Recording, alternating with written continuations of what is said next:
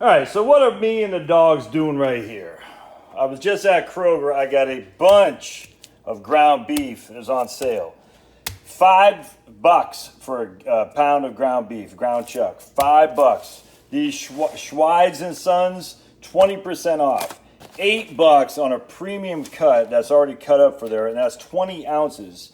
Look at that, 24, 5.5 ounce, 5.3 ounce patties, 21 ounces for $8.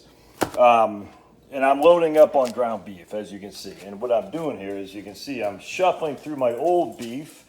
This is 2 years old, but that's just got some freezer burn, but that's gonna be okay. So I'll be eating this in the next couple of weeks, my chicken and stuff. And so what I'm doing is I'm vacuum sealing this. I've had this vacuum sealer now for 5 years. It works like a charm. And we're going into this, or getting rid of this. Kroger had a couple pounds of ground beef that was $2.99 too, just because it was a little bit older. I don't care. This is for emergencies. You see what I'm saying? Emergency preps. And what we're doing is we're going into the kitchen. This is my downstairs refrigerator. And we're just, so you can see, that's my storage of coffee. I'll get some more there. Got some more coffee. Got some more dehydrated ground beef in there. I didn't do a very good job vacuum sealing that, but it is dehydrated. So I'm not dehydrating this, all right? So my dehydrator, I'm not doing that. I probably should, but at the end of the day, you can see it marked up June 2022. And so what we're gonna do is my understanding is vacuum sealed meat that's in the freezer probably only stays for about 2 years or so. So you definitely wanna recycle or cycle through it as you can.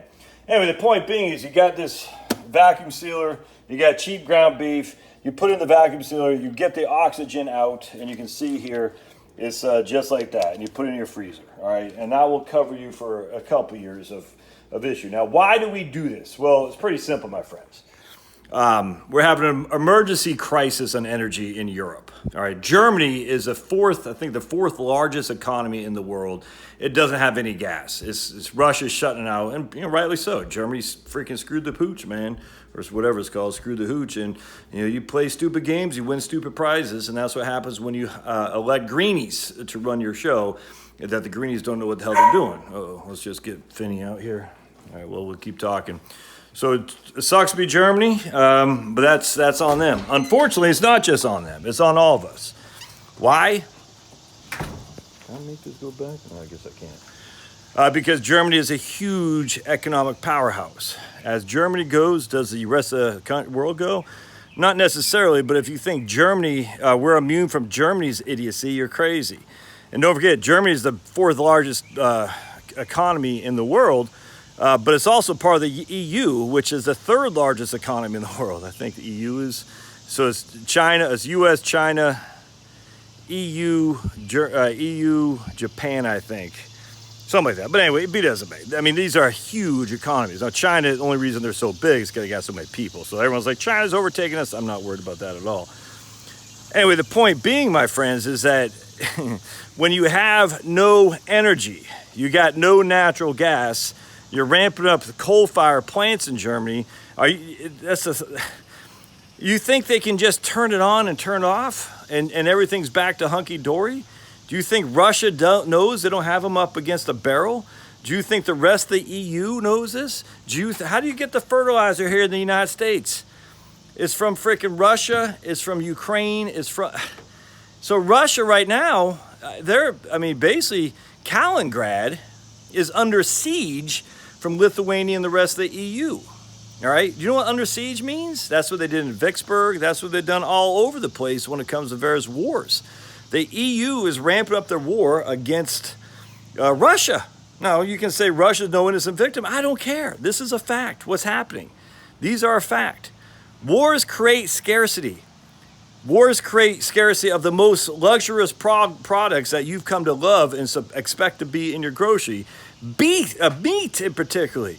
It was only 70 years ago where chicken was considered a luxury. Yes, chicken. Look at the history of chicken. Just go on there and, where do I go now? I don't go to Google, and I certainly don't go to DuckDuckGo. Go to Bing, that's fine. And look up chicken, the history of chicken. It was only a few decades ago where chicken was a luxury. So if chicken was a luxury, what do you think beef is? Now, it's occurred to me lately that I'm definitely older than I let on in terms of, my daughter had her boyfriend over last night, and we're talking about things. I said, yeah, these guys are completely over their head because they're too young. I mean, I'm literally twice the age of my daughter and her boyfriend, and just using various references to things I grew up with, it doesn't mean anything to them because they're like, I don't know what to talk about. And I was like, man, I am getting old. Anyway, no one remembers, other than people who are at least born in the 70s, what it was like not to have beef. We never had beef, man. I mean, once in a while we had liver, and that was it. And I hated liver. I said, man, I want a hamburger. Why do I think I love hamburgers so much? Because they were a luxury. We had lots of beans and rice. We had lots of government cheese. We had lots of powdered milk. You know what I'm saying? We had lots of whatever food stamps could buy, but we didn't have this kind of stuff that we are accustomed to now. It's only in the last 30 to 40 years, probably 30 years, that this has been, America has been able to just get beef whenever they want. So if you can get beef at $5 a pound, I don't care if it's grass. I mean, look, I much prefer grass-fed, don't get me wrong. Much preferred. But when it comes to my caloric intake, grass-fed Schmashmed. I need something that's going to freaking give me energy to survive. And you're not going to get it on your garden. You can't really see it up there, but I got lots of fruits and vegetables growing, but that's just all water. Tomatoes, peppers, cucumbers, strawberries, blueberries, that's great. It's all water. It's not enough caloric intake to freaking have you living on. You need beef, you need fat, you need calories. Not only that, it's just a good prepping thing because the price of beef, hard to see it going down anytime soon. Now's the time to buy. You buy long-term care insurance when you're young and healthy. You buy life insurance when you're young and healthy. You buy beef when in the summertime when there's fertilizer somewhat abundant, knowing full well that winter's coming. Do you not know what's happening in Germany? Oh my God. I'll put a link in the show notes for you getting your vacuum seal. I love the thing. It's fantastic. You got to practice a little bit. It doesn't come out perfectly, but it comes out pretty doggone good. I'll put a link in the dehydrator too. I have 2 different dehydrators. I don't use them as much because they do take a lot of electricity and it takes a long time.